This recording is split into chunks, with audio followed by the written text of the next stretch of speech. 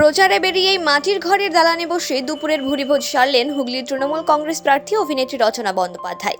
দেখুন সেই ভিডিও।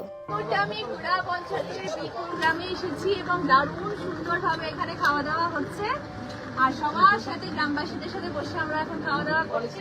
খুব আনন্দ পাচ্ছি, একদম ঠান্ডা ঘর। সবাই খাও, সবাই আমাদের অপেক্ষা করছে। সবাই খাও, এত ভাত আমি এত ভাত খাই না।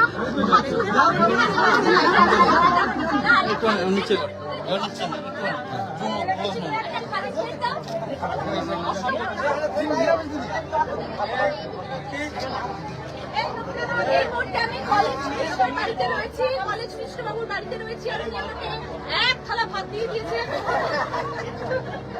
ভিডিওটি ভালো লাগলে অবশ্যই লাইক করবেন, কমেন্ট করবেন এবং শেয়ার করবেন এবং এমন নিত্য নতুন আপডেট পেতে আমাদের চ্যানেলটিকে অবশ্যই সাবস্ক্রাইব করে রাখবেন।